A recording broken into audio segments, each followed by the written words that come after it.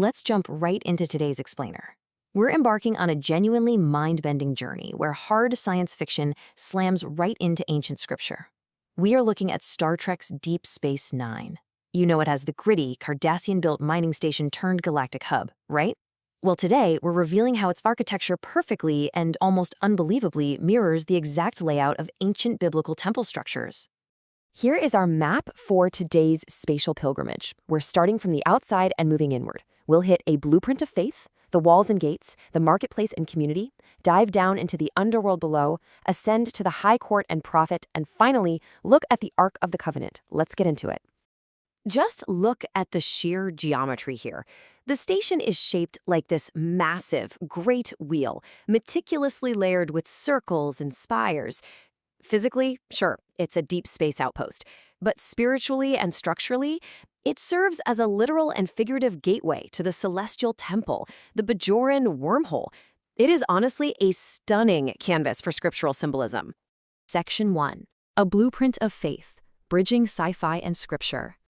So the rich irony here is that this place started as a brutal Cardassian-built mining station, yet it evolved into this vital galactic hub that just happens to be the absolute perfect architectural canvas for ancient holy structures.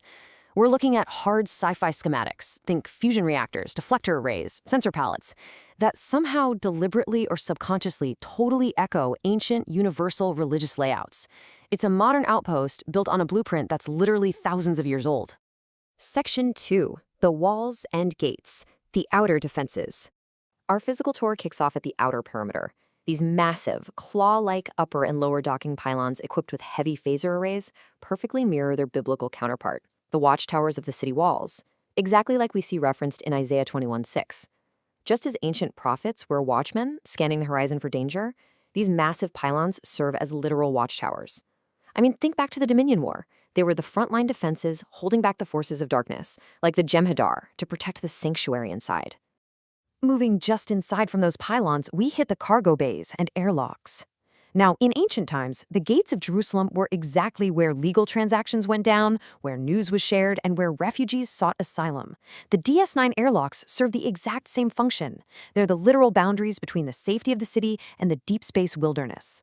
It's right here where the station decides who to welcome, like the stranger and the alien mentioned in Leviticus, and who gets locked out. Section 3, the marketplace and community, the inner rings. Just past those airlocks, we enter the habitat ring. This is a perfect protective circle of residential quarters dedicated to the permanent population and, of course, Starfleet officers. In the Old Testament, the 12 tribes of Israel arranged their tents in a perfect protective circle around the tabernacle of the congregation. The habitat ring forms this exact same communal embrace around the station's central core, trying to maintain domestic peace while the rest of the galaxy is in absolute turmoil. Stepping out of the habitat ring, we arrive at the promenade. The directory shows it as a bustling, multi-level public square. And what's really amazing here is how incredibly close the sacred and the secular are. If you look closely, you'll see the Bajoran shrine sitting right there on the exact same level as worldly shops, the infirmary, and holding cells. This layout maps directly to the court of the Gentiles, which were the outer rings of the ancient temple in Jerusalem. In scripture, these outer rings were designated places of heavy commerce and public gathering. It was literally the ultimate intersection between devout believers arriving for worship and the outsiders running the marketplace.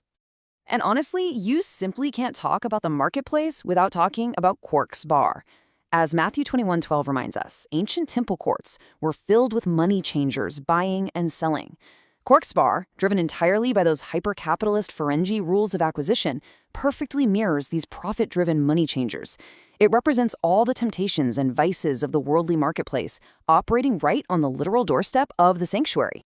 So, we've seen the bustling community and the protective walls, but all of this begs a much darker question.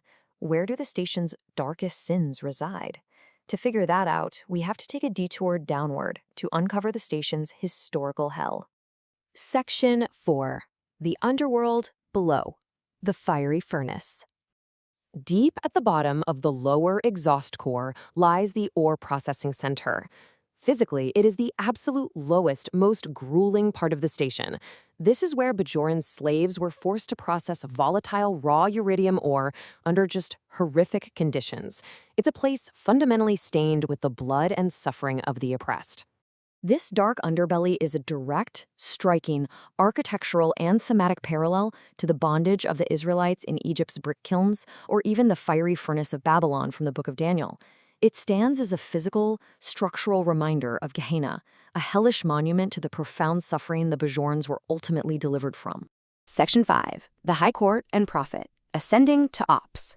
Escaping the underworld, our pilgrimage now ascends to the highest point of the central core, operations, or ops. Notice how it's physically elevated above the rest of the populace.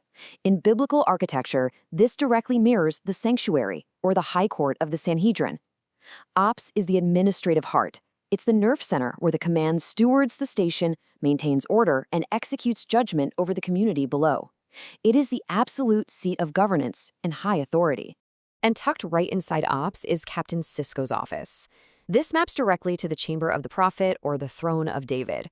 Here we find Sisko who, let's be real, acts as a deeply reluctant Jonah or Moses figure. He absolutely did not want this holy assignment, but he was chosen anyway. This office is his retreat. It's where he communes with the mystical orbs, constantly wrestling to balance his secular Starfleet duties with his heavy divine destiny as the emissary. It is the exact spot where the divine directly intercepts with human leadership. Section 6. The Ark of the Covenant. The USS Defiant. Finally, our spatial tour reaches its spiritual climax. The USS Defiant is widely known as a tough little starship. But in this architectural mapping, it is so much more than that. It is the station's Ark of the Covenant. Just like the ancient Ark, the Defiant is a sacred vessel built specifically for war and built to carry a divine presence. Historically, ancient priests would carry the Ark before them into war. They'd use it to part the waters of the Jordan River or literally bring down the impenetrable walls of Jericho. Well, the Defiant serves that exact functional, procedural role for Deep Space Nine and the Bajoran people. The Defiant is the literal conduit. It braves the parting waters of the wormhole to speak with the alien gods, the prophets, and it's consistently deployed to defend the sacred space of the station from total annihilation. It is the Ark that carries the high priests and representatives of the temple into the unknown depths of the celestial temple. It really changes the way you look at a sci-fi schematic, doesn't it? So, I want to leave you with this question to think about. What other ancient blueprints are hidden in the architecture of your favorite modern sci-fi stories?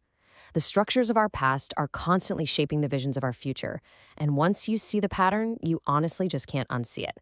Thank you so much for joining me on this spatial pilgrimage for today's explainer. Keep your eyes open for those hidden blueprints, and I will see you next time.